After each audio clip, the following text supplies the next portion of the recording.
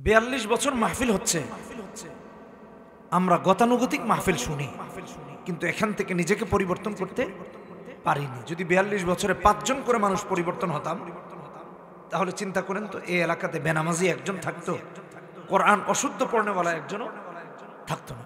আমি বেশি বলিনি, হাজার হাজার মানুষের মধ্যে মাত্র 5 জনের কথা বলেছে। এটা তো অস্বাভাবিক আবদার, খুবই স্বাভাবিক।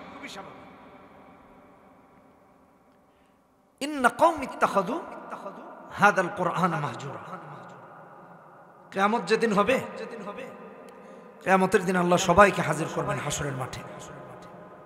ওয়া বারাজু লিল্লাহি জামিআ। আল্লাহ বলেছেন 17 নম্বর পৃষ্ঠায় 13 নম্বর পারায় সূরা ইব্রাহিমে 21-22 নম্বর আয়াতে আল্লাহ সবাইকে একত্রিত করবেন, উঠাবেন। কোরআনে আরো বহু আয়াতে আল্লাহ এই কথা বলেছেন। 28 নম্বর আয়াতে বলেছেন সূরা বাকারায়, কাইফা তাকফুরুনা বিল্লাহি ওয়া কুনতুম আমওয়াতা ফাহিয়াকুম সুম্মা ইউমীতুকুম সুম্মা ইউহয়ীকুম সুম্মা ইলাইহি তুরজাউন। কিয়ামত হবে, আল্লাহ সূরা কিয়ামায় নাযিল করেছেন, লা উকসিমু বিয়াউমিল কিয়ামা ওয়া লা উকসিমু বিন নাফসিল লাওয়ামা। আল্লাহ এই কথাগুলো বহু জায়গায় বলেছেন। সূরা মুলকে 2য় আয়াতে বলেছেন, আল্লাযী খালাকাল মাউতা ওয়াল হায়াতা লিয়াবলুয়াকুম আইয়ুকুম আহসানু আমালা। সূরা তাহাতে 56 নম্বর আয়াতে বলেছেন, মিনহা খালাকনাকুম ওয়া ফিহা নুঈদুকুম ওয়া মিনহা নুখরিজুকুম তারাতান উখরা। তো এই কথাগুলো আল্লাহ বারবার বলেছেন। অতএব আপনাকে আমাকে এটা অবহেলার কোনো সুযোগ নাই। একটু মাথায় রাখি কথা। তাহলে হাসরের মাঠে আমরা হাজির হব, এটা নিশ্চিত। কেউ যদি বিশ্বাস না করে তার ঈমান নাই। এখন আমরা হাজির হলাম। কিয়ামতের ভয়াবহতা কেমন, এটা কোনো না কোনো আলেম এই 2 দিন বয়ান করবেন, অথবা আমরা জানি সবাই। সূর্য যার যার আমল অনুযায়ী মাথার উপরে থাকবে। কেউ হাবুডুবু খেতে থাকবে, কেউ সাঁতরাবে ঘামের মধ্যে। অবস্থা কতটা ভয়াবহ হবে তা আমাদের আম্মা জানের হাদিস থেকে বোঝা যায়। রাসূলুল্লাহ সাল্লাল্লাহু আলাইহি ওয়াসাল্লাম কি বললেন, ইয়া রাসূলুল্লাহ ইয়া হাবিবাল্লাহ সাল্লাল্লাহু আলাইহি ওয়াসাল্লাম, সবাই উলঙ্গ থাকবে। এটা কেমনে সম্ভব? কেউ কি কাউকে দেখবে না? আল্লাহ রাসূল সাল্লাল্লাহু আলাইহি ওয়াসাল্লাম বলেছেন, এত ভয়াবহ হবে যে কেউ কারো দিকে যে তাকাবে এই চিন্তাই মাথায় আসবে। এত ভয়াবহ। এই কথার বর্ণনা সূরা হজের প্রথম আয়াত, 2য় আয়াত, ইয়াওমা তারাউনাহা তাযহালু কুল্লু মুরদিআতিন আম্মা আরদাআত ওয়া তাদাউ কুল্লু যাতি হামলিন হামলাহা ওয়া তারান নাসা সুকারা ওয়া মা হুম বিসুকারা ওয়ালাকিন্না আযাবাল্লাহি শাদীদ। ওই কথার জবাব হলো কোরআনের আয়াত, অথবা এই আয়াতের ব্যাখ্যা হলো আম্মা জানের আয়াত। একটু ভালো করে বোঝার চেষ্টা করুন। এমন ভয়াবহ অবস্থায় আপনার আমার অবস্থা কি হবে? ঠ্যাঙের উপর ঠ্যাং তুলে বসে থাকেন যে আমার চেয়ে আর কে শান্তিতে আছে, নাকি সিগারেট টিগারেট দিয়ে একটা ধরাবেন? ভালো করে বুঝেন কত ভয়াবহ হবে, চিন্তা করেন। মানুষ ইয়া নাফসি ইয়া নাফসি বলে পয়গম্বরদের কাছে দৌড়াতে থাকে, একবার এই নবীর কাছে, একবার ওই নবীর কাছে, একবার এই নবীর কাছে, একবার ওই নবীর কাছে, যে একটু আল্লাহর কাছে সুপারিশ করে। হাদিসের কথা, আমার বানানো কথা, মুসলিম শরীফের হাদিস 503 নম্বর হাদিস। সবাই মিলে আদম আলাইহিস সালামের কাছে, যে হ্যাঁ আদম, আপনি আমাদের পিতা, আপনি যদি সুপারিশ করেন আল্লাহ জান্নাতের দরজা খুলে দেবেন। সবাই যখন আদম আলাইহিস সালামের কাছে যাবে, হযরত আদম বলবেন, আমার সম্ভব হবে না, আমার সুপারিশ আমার আল্লাহ কবুল করবেন না, আমি পারবো না, অক্ষম। এক কাজ করো, তোমরা হযরত ইব্রাহিম আলাইহিস সালামের কাছে যাও, কারণ মিল্লাতা আবিকুম ইব্রাহিম হুয়া সাম্মাকুমুল মুসলিমিন। 78 নম্বর আয়াত সূরা হজ, 20 নম্বর পৃষ্ঠা, 17 নম্বর পারা। সবাই মিলে ইব্রাহিম আলাইহিস সালাতু ওয়াস সালামের কাছে যাবে। ইব্রাহিম বলবেন, আমার দ্বারাও সম্ভব না, এই সাহস আমার নাই। আমার মনে হয় তোমরা যদি মুসা কালিমুল্লাহর কাছে যাও, কারণ হলো দুনিয়াতেই থেকে তিনি আল্লাহর সাথে কথা বলতেন, এজন্য কালিমুল্লাহ। মুসা আলাইহিস সালামের কাছে যদি যাও, তিনি যদি আল্লাহর কাছে সুপারিশ করেন, হয়তো বা আল্লাহ কবুল করে নেবেন। কিন্তু আমি ইব্রাহিমের মাধ্যমে সম্ভব নয়। সবাই হাহাকার করে করে, হাউতাশ করে করে ইব্রাহিম আলাইহিস সালাম থেকে হযরত মুসা আলাইহিস সালামের কাছে যাবে। মুসা কালিমুল্লাহকে গিয়ে যখন বলবে, মুসা কালিমুল্লাহ বলবেন আমার দ্বারাও সম্ভব না, আমি নিজেই ভিতর সন্ত্রস্ত। তোমরা এক কাজ করো, ঈসা রূহুল্লাহর কাছে যাও। আমার বিশ্বাস হযরত ঈসা যদি আল্লাহর কাছে অনুরোধ করেন, আল্লাহ জান্নাতের দরজাগুলো তোমাদের জন্য খুলে দিবে। বন্ধুগণ আমার, সবাই হতাশ হয়ে ঈসা রূহুল্লাহর কাছে যখন যাবেন, ঈসা আলাইহিস সালাতু ওয়াস সালাম বলবেন আমার দ্বারা সম্ভব না, তোমরা একমাত্র যদি মুহাম্মাদুর রাসূলুল্লাহ সাল্লাল্লাহু আলাইহি ওয়াসাল্লামের কাছে যাও, তিনি যদি আল্লাহর কাছে সুপারিশ করেন, আল্লাহ জান্নাতের দরজা খুলে দিবেন।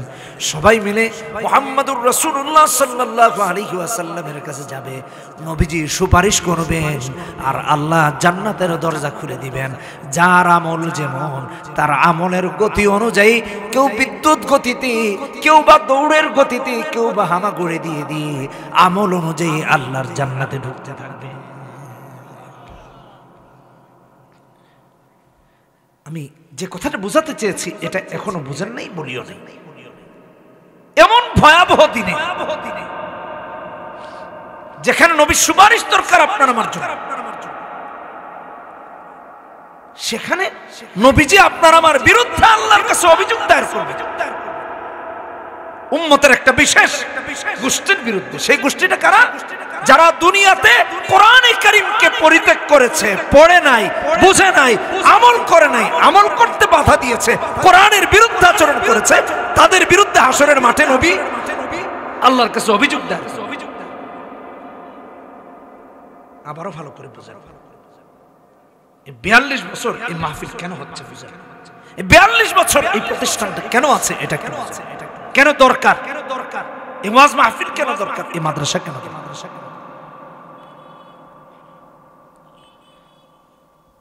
নবীজি সাল্লাল্লাহু আলাইহি সাল্লাম যেন সেদিন আপনার আমার বিরুদ্ধে আল্লাহর কাছে অভিযোগ না করেন, এই জন্য এই মাদ্রাসা, যেন আমরা সেদিন বেঁচে যাই।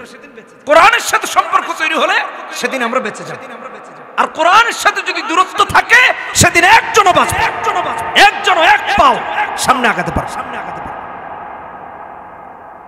কারণ নবী আল্লাহর কাছে অভিযোগ করবে, ইন্না কওমি ইত্তাখাযু হাযাল কুরআন মাহজুরা, আল্লাহ আমার এই কওম দুনিয়াতে কোরআন পরিত্যাগ করেছে, এদেরকে ধরো।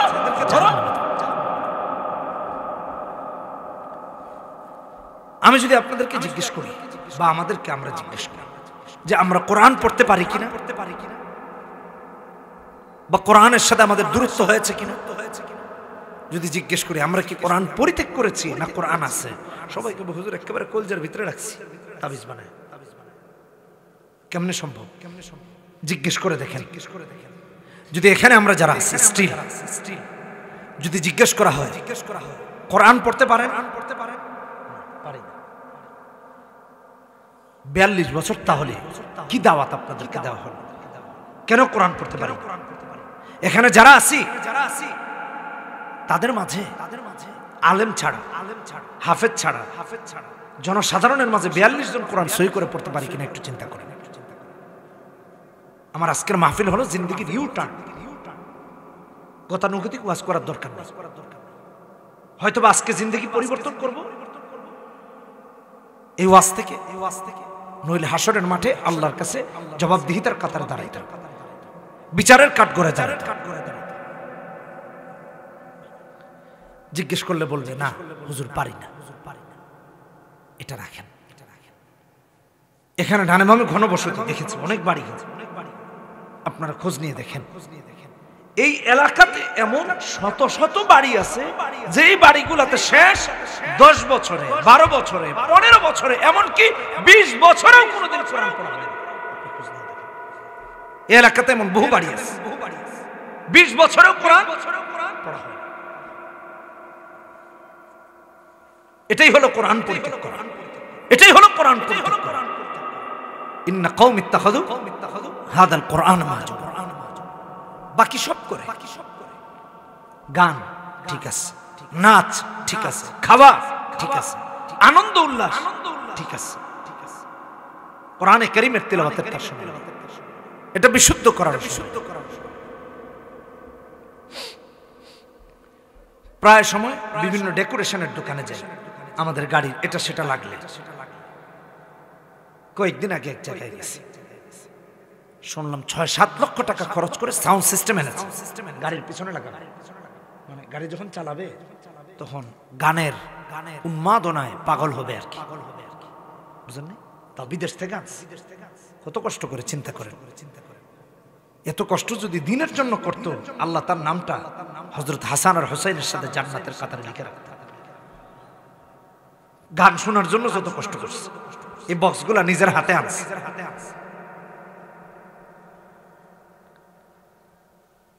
তো আমি খুব আশ্চর্য হলাম, দেখেন মানুষ কি করে। আমাদের বাড়ি ঘরে ডেকসেট লাগিয়ে গান শোনে, বিশেষ করে ঢাকা শহরে দেখবেন অনেক বাড়িতে বিজয় দিবসে, স্বাধীনতা দিবসে, অমুক দিবসে, তমুক দিবসে, 31, তারপরে এটা সেটা, পুরা বাড়ি কাঁপতেছে গানের আওয়াজ।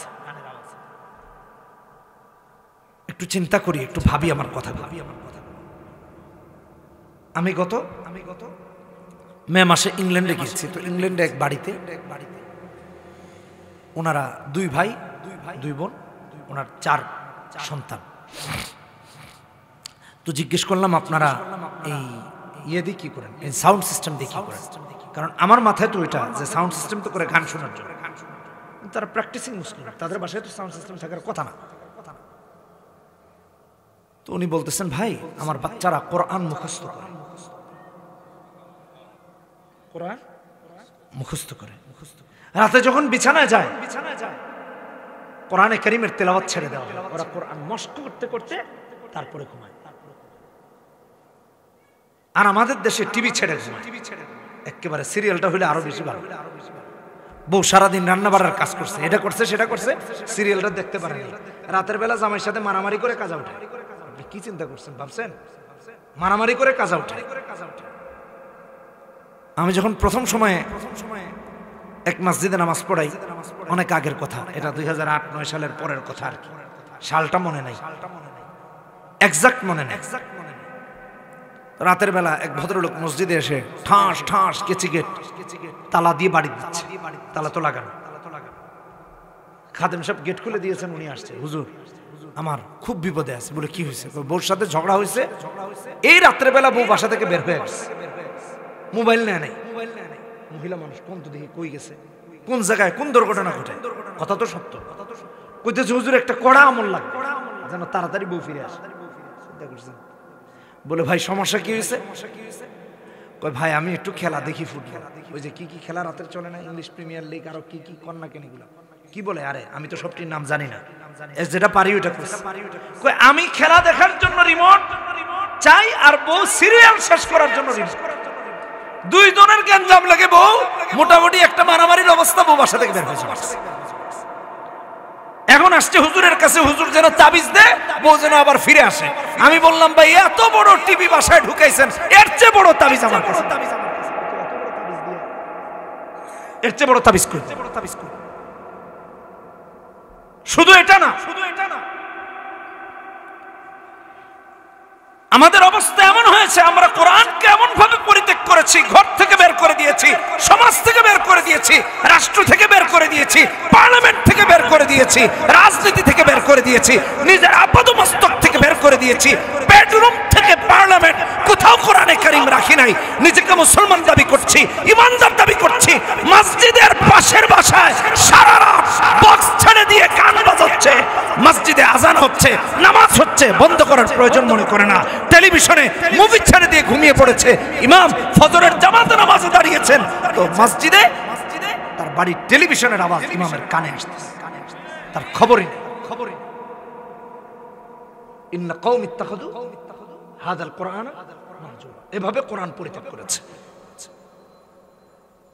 আমরা তো পড়ি না, 10 বছরে 20 বছরে বাসায়ও পড়াই না, ছেলে মেয়েকে আলেম বানাচ্ছি না। একটা জেনারেশন তৈরি করতেছি মূর্খ। বলে হুজুর এটা কি বললেন? হ্যাঁ, দায়িত্ব নিয়ে বলছি, ভালো করে শুনুন। দায়িত্ব নিয়ে রেখে আপনাদের প্রতি দায়িত্ব দিয়ে বলতেছি। একটা হচ্ছে শিক্ষা, আরেকটা হচ্ছে সুশিক্ষা, আরেকটা হচ্ছে কুশিক্ষা।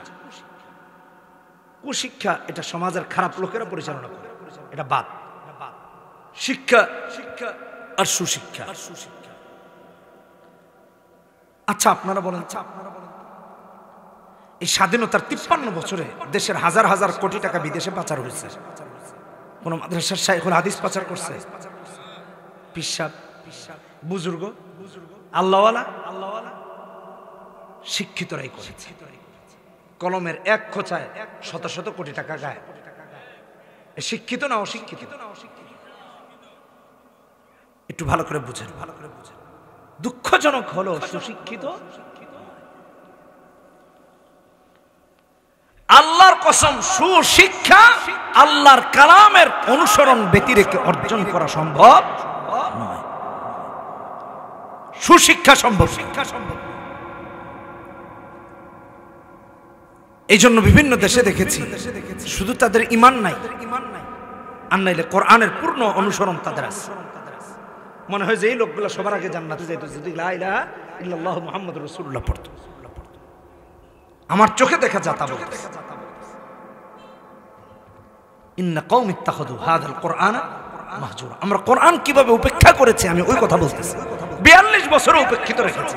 এই এলাকার কথা বলতেছি, আমাদের কথা বলতেছি। যে আমরা যারা আছি এখানে, ধরেন আমরা একটা ফ্যামিলি, আমরা আমাদের কথা বলতেছি। কেন পড়ি নাই, কেন শিখি নাই? এই 42 বছরে কেন এটা মাথায় আসলো না? কোরআনকে কিভাবে উপেক্ষিত করেছি আসেন একটু ভালো করে বুঝাই। গত 1 নভেম্বর আমরা একটা মাহফিলে যাচ্ছি ঢাকা চট্টগ্রাম মহাসড়ক দিয়ে। তো এক মসজিদে জুমার নামাজের জন্য দাঁড়িয়েছি। আজান হয়ে গেছে, নামাজ দেখলাম দাঁড়িয়ে গেছে। আমার সাথে আরো 3 জন আমার মুফতি সাহেব বন্ধু ছিলেন। আমরা লালবাগ জামিয়া একসাথে পড়েছি। এই যে হাসান জামিল সাহেব হুজুর, আমার উস্তাদ, কিন্তু ইসলামবাগ মাদ্রাসায় হেদায়া পড়েছে হুজুরের কাছে, তাফসীরে জালালাইন পড়েছে। তো যে কথা বলতেছিলাম, ওখানে দাঁড়িয়েছি নামাজের জন্য। তো হাইওয়ের ওই পাশে মসজিদ। আমার বন্ধুরা আগে নেমেছে, আমি একটু অপ্রস্তুত ছিলাম, নামতেছি। তো ওনারা নেমেই এসে বলতেছে, খবরদার আর নামার দরকার নেই, চলো আমরা সামনে গিয়ে নামাজ আদায় করি। বলে কি হয়েছে? তো ওরা আমারও শোনাইতেছে, আমিও শুনতেছি। ইমাম সাহেব মসজিদের মাইকে জুমার নামাজ সম্প্রচার হচ্ছে, প্রচারিত হচ্ছে। ইমাম সাহেব পড়তেছেন, সুম্মা রাদাদনাহু আসফালা সাফিলিন। বুঝলেন না? সুম্মা রাদাদনাহু আসফালা সাফিলিন। তো এসে বলতেছে যে টানাটানি শুরু করছে, এই টানের মাঝে আমাদের টিকা সম্ভব না, অন্য জায়গায় চলো। তো নামাজ হবে না, নামাজ হবে না। আমি আমার আয়াতের ব্যাখ্যা এখনো করতেছি, আমাদের অবস্থান দিয়ে করতেছি। একটা জামে মসজিদ, আমি যদি ভুল না করি আল্লাহ আমারে মাফ করুন, মসজিদটা 3 তালা ব্যাপী। এই মসজিদের জুমার নামাজের তিলাওয়াতের এই অবস্থা, এলাকার একজন মা কি কোরআন বিশুদ্ধ করে পড়তে পারেন না, একটা বোন কি কোরআন বিশুদ্ধ করে পড়তে পারেন না, একটা ভাই কি কোরআন বিশুদ্ধ করে পড়তে পারেন না, একজন বাবা পিতৃতুল্য যে কোরআন বিশুদ্ধ করে পড়তে পারে না, যে এই কথা বলবে খতিব তো আমাদেরকে যেভাবে নামাজ আদায় করাচ্ছেন এভাবে আমাদের নামাজ হচ্ছে না। কেন জানে না? কারণ এলাকাবাসী কোরআন সহি করে পড়তেই পারে। কোরআন পরিত্যাগ করেছে, এলাকা করেছে, ঘর করেছে, সমাজ করেছে, রাজনীতি করেছে, পার্লামেন্ট করেছে। পার্লামেন্ট থেকে ইসলাম বিরোধী আইন সুন্দরভাবে আনুষ্ঠানিকতার সাথে কায়েম করা হয়। বিগত সরকারের প্রথম টার্মে আমার এক মুসল্লি আইন প্রতিমন্ত্রী, সমস্যা কি? মুফতি আমিন রহমতুল্লাহ আলী তখন জীবিত। আমিন সাহেব বললেন, রাফি তোমার মুসল্লি ফতোয়া বিরোধী রায় দিবে। ফতোয়া তো আল্লাহর বিধান। ইস্তাফতুনাকা কুলিল্লাহু ইফতিকুম ফিল কালালা, সূরা নিসার আল্লাহ শেষ আয়াতে বলেছে। তো এটা কোরআনের সরাসরি আয়াত। এর বিরুদ্ধে রায় দেওয়া মানে প্রথমত যে রায় দিবে কাফের, দ্বিতীয়ত যে জনগণ এই রায় মেনে নিবে তারাও কাফের। এটা হতে দেয়া যাবে না। নানান ভাবে এটা নিয়ে ফাইট করেছে। একদিনের বক্তব্যের পর আমার উপর অভিযোগ আসলো আমি উনাকে নাস্তিক বলছি। উনি কেন? যে কোরআন সুন্নাহ বিরোধী রায় মুসলমান হয়ে করবে সেই তো নাস্তিক, সেই তো মুরতাদ। কথা বলেন না কেন? বুঝেন না? আমি বলেছি কেন যদি মানুষ ইসলাম বিরোধী রায়, ফতোয়া বিরোধী রায় দিতে চায়, আর যাই হোক মুসলমান হতে পারে না, নাস্তিক বা মুরতাদ। মুসলমান আবার ফতোয়া বিরোধী রায় দেখে এর পরের দিনই মসজিদে রিজাইন দিয়েছে যে আমার সম্ভব না নামাজ আদায় করা, পড়াই নেই আর এক ওয়াক্ত। শুধু এটা বলেছি আপনাদের নতুন ইমাম রাখা পর্যন্ত আমি আল্লাহর ঘরের খেদমত করব, আর পড়াবো না। এখন তিনি গ্রেফতার, অবশ্য দেখলাম জেলখানায় যাইতেছেন, আসতেছেন। ইন্না কওমি ইত্তাখাযু হাযাল কুরআনা মাহজুরা। আমি বুঝাতে পেরেছি কিনা জানি না। আপনি মেম্বার হয়েছেন, আপনি চেয়ারম্যান হয়েছেন, আপনি রাষ্ট্রপতি হয়েছেন, আপনি প্রধানমন্ত্রী হয়েছেন, আপনার যা মন চায় তা হন, আল্লাহর আইনের বিরোধিতা কেন করতে হবে? কোরআনের বিরোধিতা কেন করতে হবে? 90% মুসলমানের দেশে ইসলামের ধর্মীয় অনুভূতিতে আঘাত কেন করতে হবে? কি কারণে এটা মাথায় আসে না? এটা আমাদের মধ্যে হচ্ছে। ভাই, কেউ দুশমন ভাবলে ভাবেন, আল্লাহর রাস্তায় মাফ করে দিন। আপনি আসেন, আপনার পায়ে ধরে আমার একটু কষ্ট হবে, এমন কিছু করেন না যেটাতে কাফের হয়ে যাবে। এমন কিছু করেন। ঈমান অনেক দামি, অনেক দামি ঈমান। কি দিয়ে আপনি ঈমানকে মূল্যায়ন করবেন? কি আছে আপনার কাছে এমন সম্পদ যা এক পাল্লায় রাখবেন আর ঈমান আরেক পাল্লায় রাখবেন? আপনার সম্পদ ঈমানের চেয়ে ভারী হোক, এমন কিছুই আপনার কাছে আমার কাছে নাই।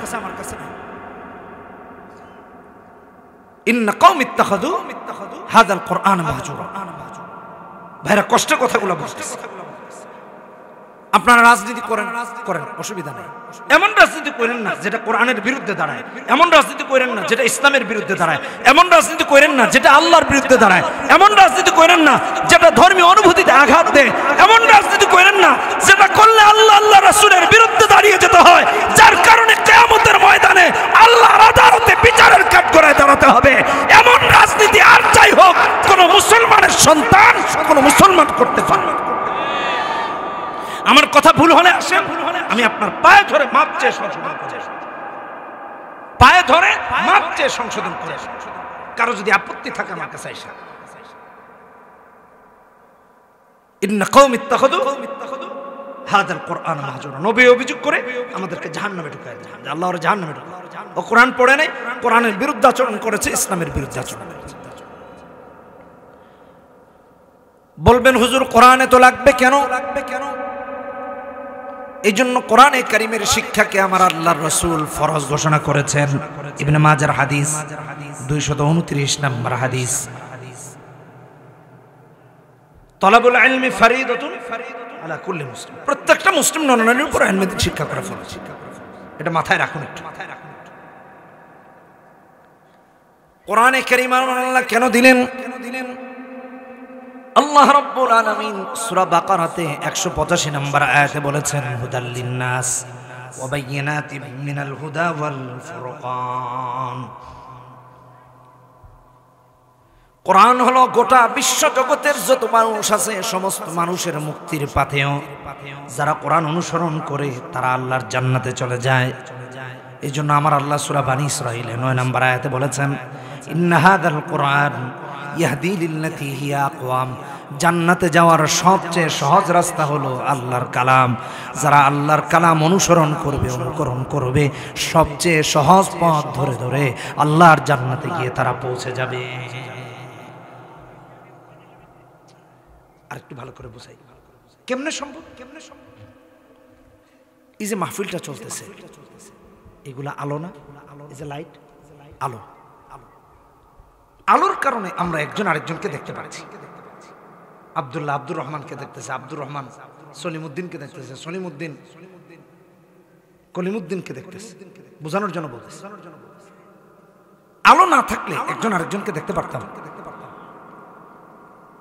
এক সেকেন্ডের জন্য যদি লাইটটা যায়, তাকাইলে দেখবো সব আন্ধার। কিরে ভাই কাউকে খুঁজে পাওয়া যায় না? আমার বন্ধুগণ, মাহফিলে আলোকিত হওয়ার জন্য, আলোকিত করার জন্য, একে অপরকে দেখার জন্য লাইট জ্বালানো হয়েছে। আমার আল্লাহ দুনিয়াকে আলোকিত করার জন্য দুটি জিনিস দিয়েছেন, একটা হলো চাঁদ আর একটা হলো সূর্য। চাঁদ রাতকে আলোকিত করে রেখেছে, সূর্য দিনকে আলোকিত করে দেয়। ঠিক কিনা বেঠিক? ঠিক তেমনি ভাবে আমার আল্লাহ দুনিয়া আখিরাতকে আলোকিত করার জন্য দিয়েছেন কোরআন, দিয়েছেন সুন্নাহ। কোরআন সুন্নাহ হলো আলো, যে তার জিন্দেগি কোরআন সুন্নাহর আলোতে আলোকিত করে, কোরআন সুন্নাহর আলো দিয়ে দেখে দেখে নিরাপদে হেঁটে হেঁটে আল্লাহর জান্নাতে পৌঁছে যায়। কেমনে একটু বুঝাই? এই যে ভাঙ্গা রাস্তা দেখছি, ধরেন মোটরসাইকেলের লাইট নাই, চালায় আসতেছে, এখানে দেখছি চিপা দিয়ে একটা কালভার্ট আছে, ও কালভার্ট রেখে তো খালে পড়বে, খাল আছে না, বাসায় যাবে পিছে টিছে, মা বলবে কিরে কি হয়েছে, বলবো বাবা মা অন্ধকার রাস্তা দেখি নাই, এই তো ধন্য অন্ধকার পথে হাঁটতেছে, গোবরে পাড়া দিয়ে কমন নাই, অন্ধকার পথে হাঁটে, একটা সাপ মনে করুন এপার থেকে ওপারে যাচ্ছে আধার নিয়ে সন্তানের জন্য, আপনি পাড়া দিয়েছেন লেজে, সাপ কি বলবে নাকি ইউনূস সরকার আছে, এখন তো সবাই আন্দোলন করে, তাহলে আগামীকালকে সোহরাওয়ার্দী উদ্যানে সব সাপের প্রতিবাদ সভা, আমার পাড়া দিছে কেটা, এটা বলবে? সঙ্গে সঙ্গে উল্টা একটা কামড় দিবে, আমি পরেরটা পরে, আমি মরি না তুমি মরো এটা পরে দেখা যাবে, আগে একটা কামড়, আগে একটা কামড়। যে কথা বোঝানোর জন্য এটা বললাম, কোন পথিক যদি অন্ধকার পথে চলে, পথ নিরাপদ নয়, নিরাপদে গন্তব্যে পৌঁছতে পারে না। পক্ষান্তরে যদি তার কাছে আলো থাকে, আলো দিয়ে দেখে দেখে নিরাপদে গন্তব্যে পৌঁছে যায়। প্রতিটা মানুষের জিন্দেগির আলো হলো কোরআন আর সুন্নাহ। যার জিন্দেগিতে কোরআন আর সুন্নাহ থাকে, কোরআন সুন্নাহর আলো দিয়ে দেখে দেখে দুনিয়া পার হয়ে যায়, কবর পার হয়ে যায়, মিজান পার হয়ে যায়, সিরাতের পুল পার হয়ে আল্লাহর জান্নাতুল ফিরদাউসের মালিক হয়ে যায়। এটা আমি বানায়া বলছি। সূরা ইব্রাহিমের প্রথম আয়াতে আমার আল্লাহ বলেছেন, কিতাবুন আনজালনাহু ইলাইক লিতুখরিজান নাসা মিনাজ যুলুমাতি ইলান নূর। ওগো আমার হাবিব, কোরআন আপনাকে এই জন্য দিলাম, কোরআনের আলো দিয়ে দেখিয়ে দেখিয়ে অন্ধকারে থাকা উম্মাকে আপনি যেন আলোর পথে বের করে নিয়ে আসতে পারেন। এই জন্য আল্লাহ কোরআন পাঠিয়েছেন, আর কোরআন বোঝানোর জন্য নবীকে পাঠিয়েছেন। এই জন্য নবীজি কোরআনের ব্যাখ্যা আপনাকে আমাকে শিখিয়েছেন ধারাবাহিকতায়। আজও যারা হক্কানি আলেম তারা শিখে শিখে এসেছে। এই জন্য এক একজন হক্কানি আলেম নবীর ওয়ারিস। কথা বলেন, নবীর ওয়ারিস।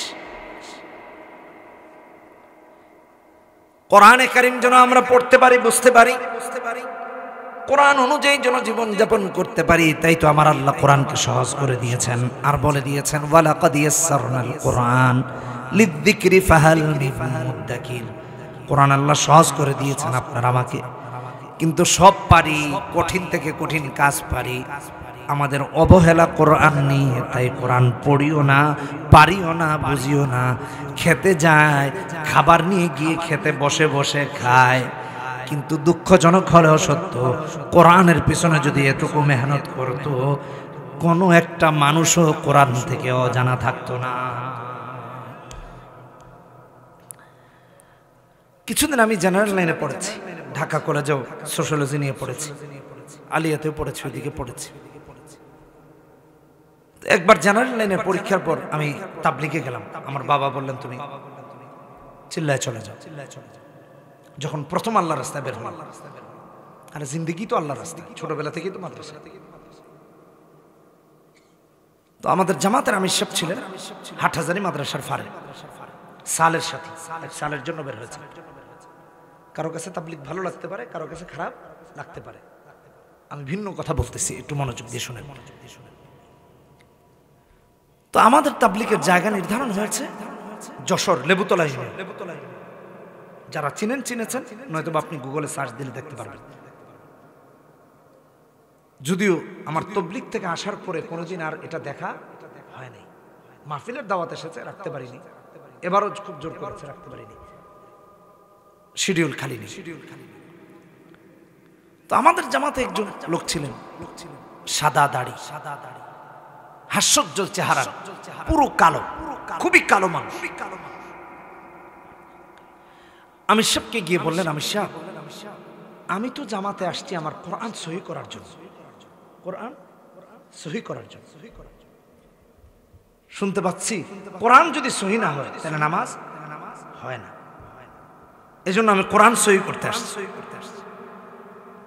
আমার কে একটু মশক করাবে, শিখাবে? আমি কার কাছে পড়ব? আমি তো অনেক ছোট ছিলাম। আমার বাবা আমির সাহেবকে বললেন, দেখেন আমার ছেলেটা ছোট, এতদিন তো এইভাবে থাকে নাই, একটু খেয়াল রাখেন। মানে আমির সাহেবের মাথায় আছে যে আমি মাদ্রাসায় পড়ি আর ওই জামাতের একজন সাথী। আমির সাহেব দেখা দিলেন যে আমাদের জামাতে একটা ছেলে আছে রাফি, তার কাছে গিয়ে আপনি পড়েন। ভদ্রলোকের নাম হলো রইসউদ্দিন, চাচা ডাকতাম। এলাকার নাম আর না বলবো, আমার মনে আছে। তো রইসউদ্দিন চাচা গিয়ে বললেন, রাফি, আমি জামাতে আসছি কোরআন শিখতে, তুমি মাদ্রাসায় পড়ো, তুমি আমাকে শেখাবা। আমি হুটহাট একটু অপ্রস্তুতি ছিলাম, উনি বুঝতে পেরেছেন, মুরব্বী মানুষ তো বলতেছেন, দেখো তুমি আমারে সময় দিও, আমি তোমার যত কাজ আছে সব করে দিই। মুরব্বী মানুষ, দাঁত অনেকগুলো পড়ে গেছে, মানে তখন আমার বাবার চেয়ে বয়স তার বেশি। আমি নিশ্চিত তিনি এখন বেঁচে নেই, বাকিটা আল্লাহ ভালো জানে। তো আমি উপস্থিত বললাম, যেমন কি উনি আমারে বুঝাইতেছেন, ধরেন তাবলিগে তো বাজার করার ডিউটি থাকে, গ্রামে গেলে মসজিদ ঝাড়ু দেওয়ার ডিউটি থাকে, বাথরুম পরিষ্কারের ডিউটি থাকে, রান্না বাড়ার ডিউটি থাকে, থালা বাসন পরিষ্কারের ডিউটি থাকে, কি থাকে না, এলানের, তালিমের, গাছতের কিছু হয় উপস্থিত মাসওয়ারার ভিত্তিতে, আর কিছু রুটিন করা থাকে যে এ অমুক দিন, এ অমুক দিন। তা আমি বললাম, রইসউদ্দিন চাচা, আপনার কিচ্ছু করা লাগবে না, আমার সব কাজ আমি করব। আর জোহরের আগে যে একটা মস্কের সময় আছে, এই সময় আমরা সবাই মিলে মস্ক করব, আপনারাও মস্ক করবেন। চাচাকে বললাম। কেন এই কথা বলতেছি? আমি কারো দিকে তাকাচ্ছি না, এখানে দেখতে পাচ্ছি ওনার মতো বয়সেরও মানুষ আছে, এই জন্য আমার স্টোরিটা মনে পড়ে। তো একদিন দুই দিন করতে করতে 40 দিন পার হয়ে গেছে। আমরা ঢাকায় চলে আসবো, বিশেষ করে আমি রেজাল্ট দিয়ে দিচ্ছি, তো ঢাকায় আসবো। আসার সময় রইসউদ্দিন চাচা আমাকে জড়িয়ে ধরে কাঁদতেছে। আমি আশ্চর্য হয়ে গেলাম, যারে 40 দিনের কোনোদিন কাঁদতে দেখিনি, সবসময় হাস্যর্য দেখছি। আমি বললাম, চাচা কি হয়েছে, আপনি হাসতেছেন? আমি খুব লজ্জা পাচ্ছিলাম তখন, যে আসলে আমার কি করা উচিত। আমারও চোখে পানি চলে আসছে। তো জিজ্ঞেস করলাম, কি হয়েছে? বলতেছে, দেখো তুমি তো চলে যাচ্ছ, আমার তো ফাতিহাটাও সহি হইল না, তাশাহুদটাও সহি হইল না, দুরূদ শরীফটাও সহি হইল না, যেগুলোর উপরে বেশি আমি মশক করিয়েছি, তারপরে নাস, ফালাক, সূরা ইখলাস, সূরা কাউসার ইত্যাদি, সূরা আসর, একটা সূরা সহি হইল। আমার মাফ করে দিয়েন, আপনাদেরকে বলতেছি মাফ করে দিয়েন। বিশ্বাস করুন, এরকম লোক আমাদের এই মজলিসেও আছে।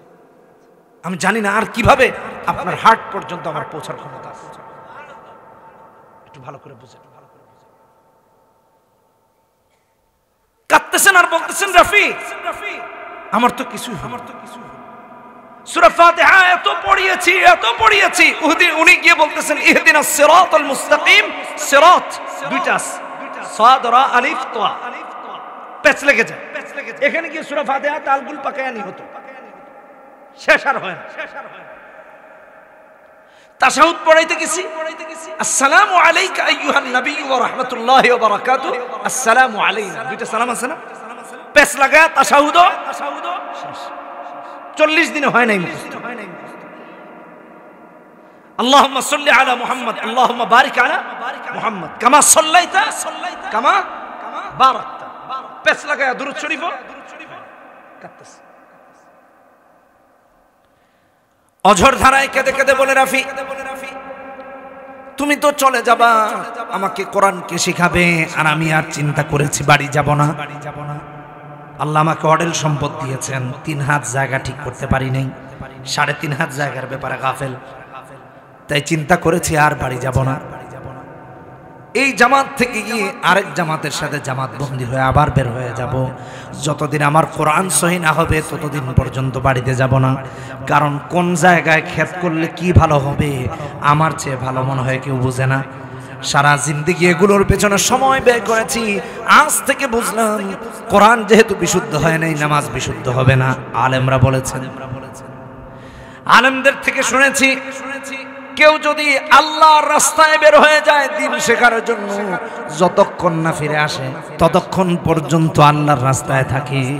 আর আল্লাহর রাস্তায় থাকা অবস্থায় কেউ যদি মারা যায়, তার মৃত্যুটা সাধারণ মৃত্যু নয়, বরং আল্লাহর কাছে শহীদি মর্যাদার মৃত্যু অর্জন হয়ে যায়। তিরমিজির হাদিসে এসেছে 2859 নম্বর হাদিস। এটা উনি যে আলেমদের কথা বলেছেন, আলেমরা নিজের থেকে বানিয়ে বলেন নাই, হাদিসের কথা। নবীজি বলেছেন, মান খরাজা ফি তলাবিল ইলমি ফাহুয়া ফি সাবিলিল্লাহি হাত্তা ইয়ারজিআ, যে দিন শেখার জন্য বের হয়ে যায় যতক্ষণ না ফিরে আসে ততক্ষণ পর্যন্ত আল্লাহর রাস্তায় থাকে। আর আল্লাহর রাস্তায় থাকা অবস্থায় যদি তার মরণ হয়ে যায়, এই মরণ শহীদি মরণ হয়ে যাবে। কোন সুবহানাল্লাহ। কেন বলছি জানেন? আমাদের এখানে অনেক আমরা আছি যারা রইসুদ্দিন চাচার প্রতিচ্ছবি, এখনো সূরা ফাতিহাটা সহি করে পড়তে পারে, কোরআন শুনতে পারি না, কোরআন পড়তে পারি না, কোরআনের কথা বলতেও দেয় না। এটা কোরআন পরিত্যাগ করা আমার যে প্রথম আয়াত। যে অপরাধে হাসরের মাঠে আল্লাহ আপনাকে আমাকে বিচারের কাঠ করে দেন।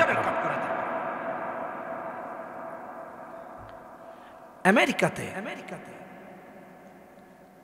এক মসজিদে আমার এক ভাই প্রায় সময় নিয়ে যায়। তো আমি প্রথম কয়েকদিন খুব বিব্রত হলাম। ঠিক বিপরীত অভিজ্ঞতা হাসিল হয়েছে লন্ডনে। এক এক মসজিদে এত সুন্দর সুন্দর তেলাওয়াত। একদিন হোয়াইট চ্যাপেল এক মসজিদে নামাজ আদায় করেছি, মনে হয়েছে যে সারা রাত নামাজ পড়ে তার পিছনে দাঁড়ায় থাকে, মানে এত সুন্দর তেলাওয়াত।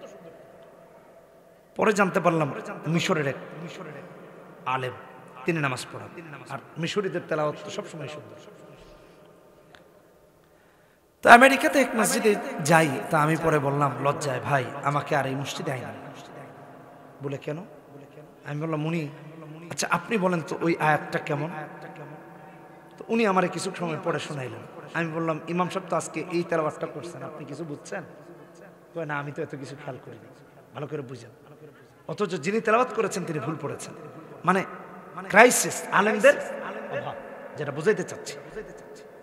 এই জন্য যে যেমনি পারতেছে আল্লাহর দ্বীনকে কায়েম করার জন্য লেগে গেছে। এটা দোষের হিসাবে আমি বলতেছি না, কিন্তু এই হিসাবে দোষ যে আমি একজন মুসলমান, আমার কোরআন বিশুদ্ধ নাই। কোরআন বিশুদ্ধ না হলে তো আমার নামাজি হবে। কোরআন পরিত্যাগ যে আমরা করেছি এটা বোঝাচ্ছি। কেন এই মাদ্রাসাগুলো হয়েছে এই কথা বুঝাইছি।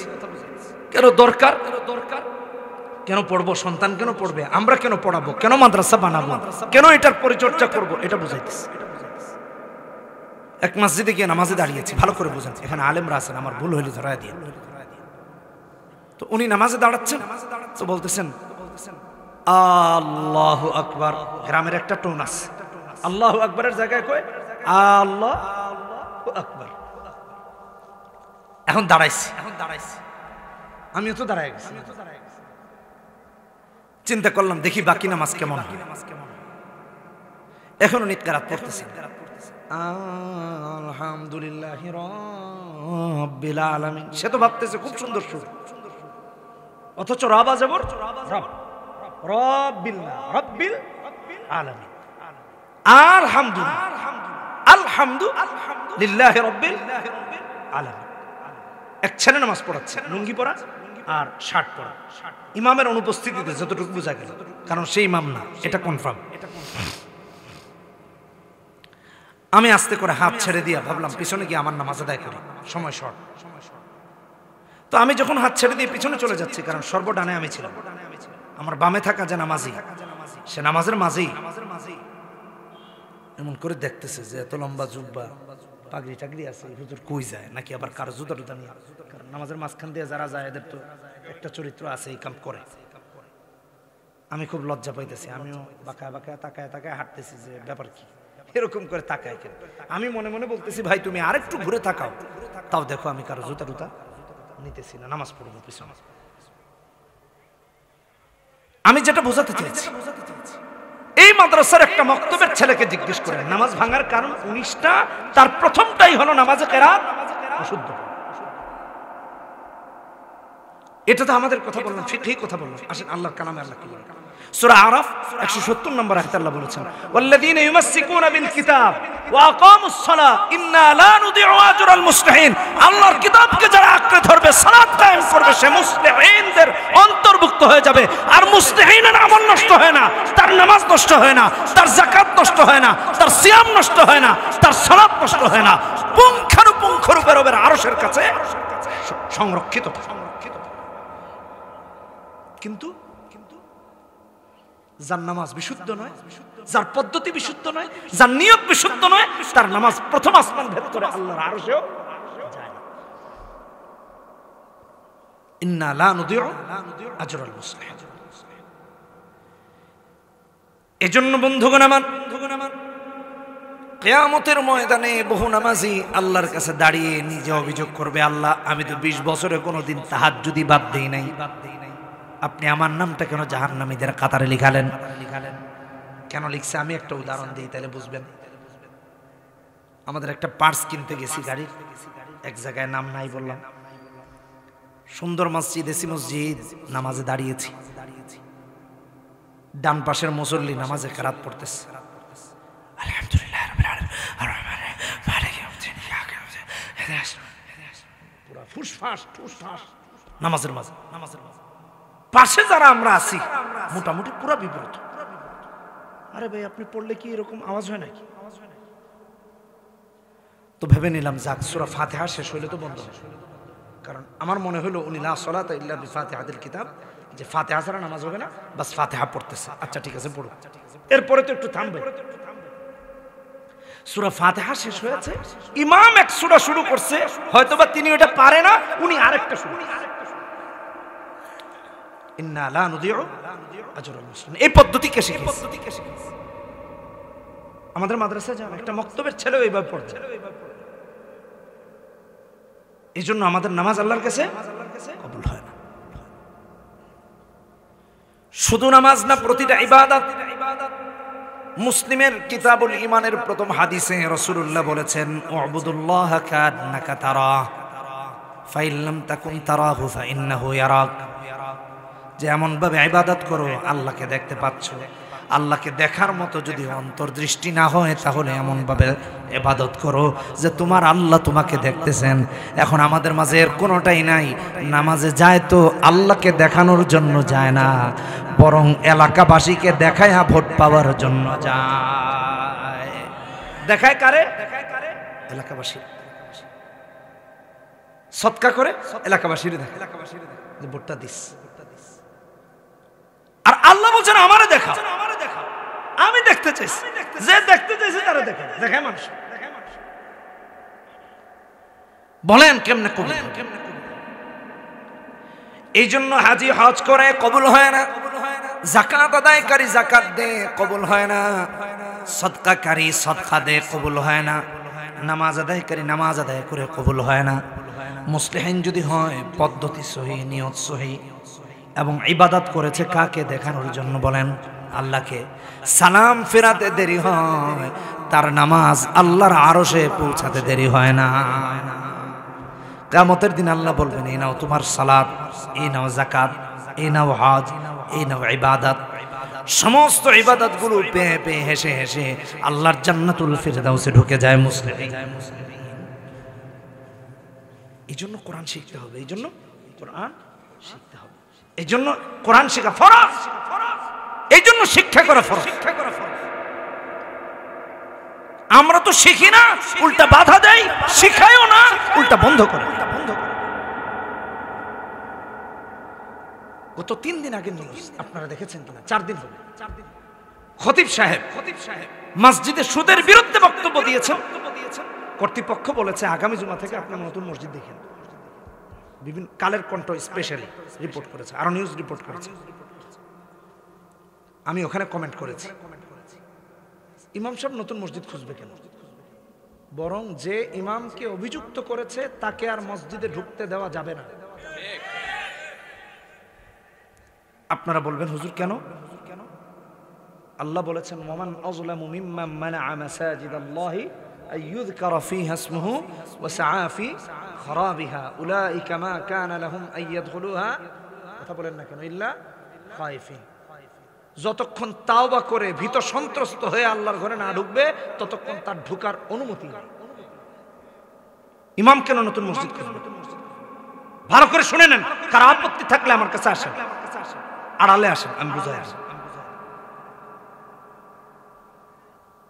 একটা স্টাইল এখন হয়েছে গিয়ে হুজুর রেখে দেশের অবস্থা তো ভালো না, আপনিও মুসলমান আমিও মুসলমান, ভাই ইমাম মুসলমান আপনি মুসলমান কে করছেন? যে লোক কোরআনের কথায় বাধা দিচ্ছে, যে লোক সুদের বিরুদ্ধে কথা বলতে বাধা দেয়, যে লোক মাদকের বিরুদ্ধে কথা বলতে বাধা দেয়, যে লোক অশ্লীলতার বিরুদ্ধে কথা বলতে বাধা দেয়, সেই লোক মুসলমান কে বলছে?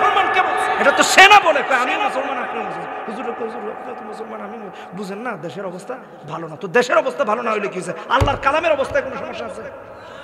এটা তো মৃত্যু পর্যন্ত এক অপরিবর্তনীয়, এটা তো সমস্যা। একটা জের জবর নুক্তাও তো পরিবর্তন হবে, এখানে সমস্যা। কারো অবস্থা থাকলে বুঝে, কথা বলতে গেলে লম্বা হয়ে যাবে, ওদিকে আর যাচ্ছে না। মা কানা লাহুম আইয়াদখুলুহা ইল্লা খায়ফিন, বের করে দিবেন যে আপনি আল্লাহর কালামের একটা অধ্যায়কে অস্বীকার করেছেন, আপনি মসজিদে কেন আসছেন? আগে তো আপনার ইমানদার হওয়া লাগবে, তারপরে না আপনি মসজিদে আসবেন। কাফেরদের জন্য তো মসজিদে আসার বিধান নেই, আগে তওবা করেন তারপর মসজিদে ঢুকেন। আবার যদি এসে বাধা দেয় আবার বের করেন, আবার তওবা করেন। এটা আল্লাহর বিধান, এটা কোরআনের বিধান। আইসেন দেখায় দিবেন, এই সমস্ত বন্ধ করেন। আল্লাহ হেদায়েত দান। খুব সিরিয়াস কথা বলছি, এগুলো করেন না।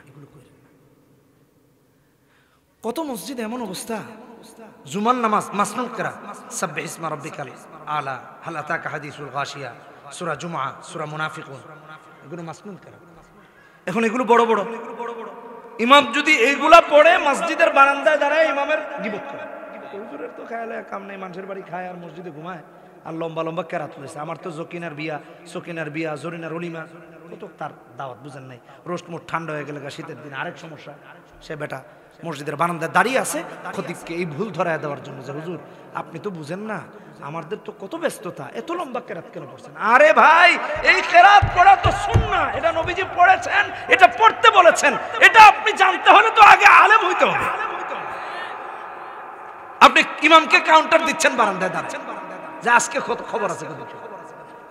এমনকি একদিন বলেছেন ইমাম শুনেন নাই, কারণ আপনার কথা শুনবেন না, নবীর কথা শুনবেন। উনি শুনেন নাই, পরবর্তী জুমায় সে পিছন থেকে হুজুর গত জুমায় কইলাম আপনি শুনবেন, ইমামকে কাউন্টার দিতে।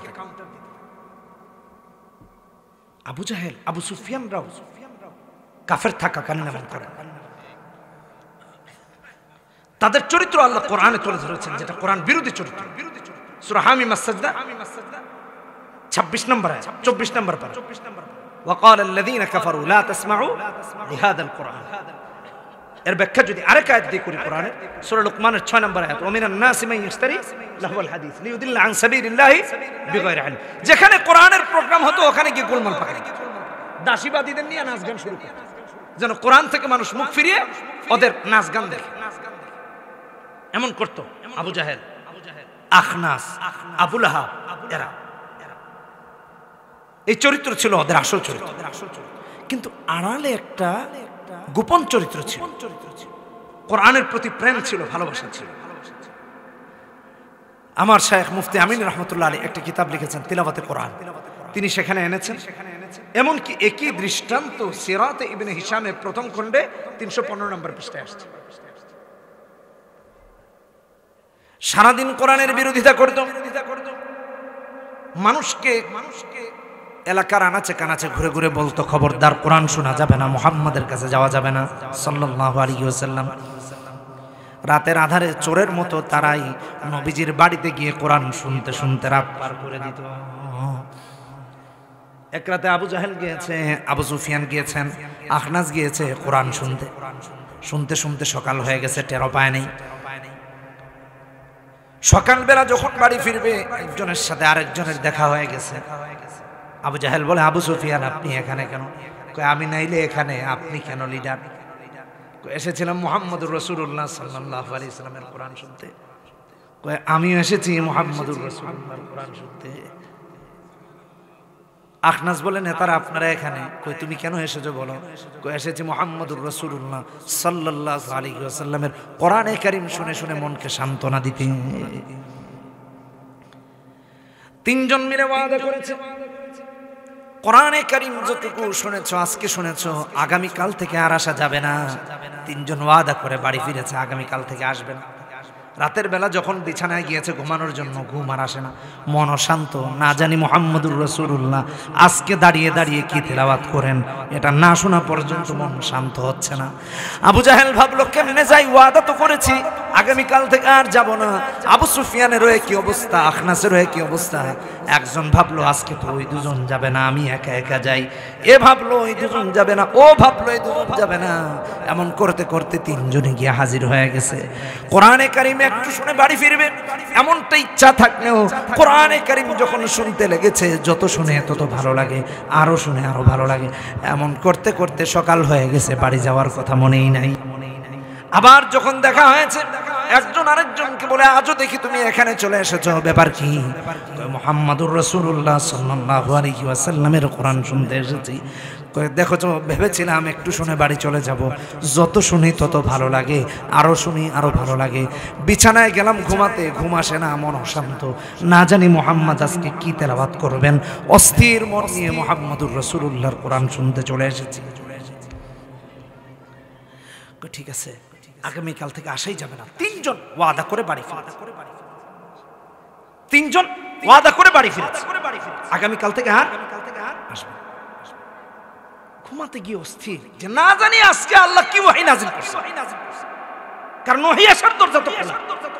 ইন হুয়া ইল্লা ওয়াহয়ুন ইউহা। সূরা নাজমে আল্লাহ বলেছেন 1 থেকে 10 ডিটেইলস আলোচনা করেছে। ভাবলো গত রাতের ওয়াদা তো করা ছিল, তার মানে আজকে কেউই আসবে না। তিনজনের মনে একই ছিল, তিনজন আজও এসে আসবে। আল্লাহু আকবার। কারা? মন্ত্রী, এমপি না, তাম পৃথিবীর নেতাদের মাঝে যারা তারা ইসলাম বিরোধী নেতা। বলে দেখো আমরা কেউ মুহাম্মদকে বলি পাগল, কেউ বলি জাদুঘর, কেউ বলি কবি, কেউ বলি গণক, কেউ বলি বিভ্রান্ত, কেউ বলি বিপদগামী।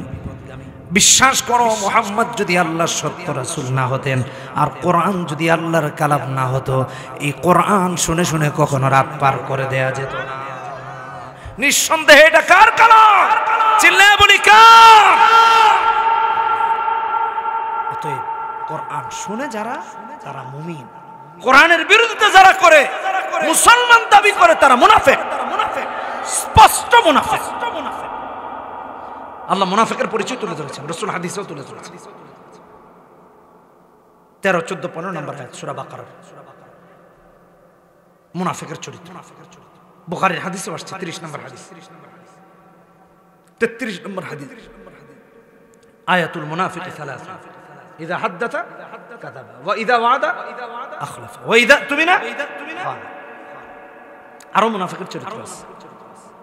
আল্লাহ সূরা নিসাতে ওই যে 52 কি বলে এটাকে, 91, 89, 90, 91, 92 আয়াত বলে দিয়েছেন। ফামা লাকুম ফিল মুনাফিকিনা ফিআতাইন ওয়াল্লাহু আরকাসাহুম বিমা কাসাবু আতুরিদুনা আন তাহদু মান আদাল্লাল্লাহ ওয়া মান ইউদ্লিলিল্লাহু ফালান তাজিদ লাহু সাবিলা। আরো ডিটেইলস আলোচনা করেছে, আরো অনেক জায়গায় আল্লাহ তাআলা বলেছেন। এজন্য মুনাফিক হওয়ার কোনো সুযোগ নাই। মুমিন থাকতে হবে, মুসলমান থাকতে হবে। কোরআনের বিরোধিতা করে মুমিন হওয়া যায় না। আমি কি কথা বুঝাতে পারছি? এই কথা কেন বললাম? আবু জাহেল, আবুল হাব, আবু সুফিয়ান, এরা যদি কোরআন ভালোবাসে, আপনি আমি মুমিন কোন হিসাবে দাবি করি কোরআন অপছন্দ করে? কোরআনকে ভালোবাসবো তো ইনশাআল্লাহ, ভালোবাসবো তো ইনশাআল্লাহ, সন্তানকে দিনদার বানাবো তো ইনশাআল্লাহ, কোরআন শিখবো তো, শিখবো তো। 42টা বছর এই প্রতিষ্ঠানটা আপনাকে আমাকে এই দাওয়াত দিচ্ছে যে কোরআন সহিহ করো, দিন শিখো, দিনের উপর চলো। আল্লাহ আমাদের সবাইকে বোঝার তৌফিক দান করুন। সুবহানাল্লাহি ওয়া বিহামদিহি, সুবহানাকাল্লাহুম্মা ওয়া বিহামদিকা, আশহাদু আল্লা আস্তাগফিরুকা ওয়া আতুবু ইলাইক।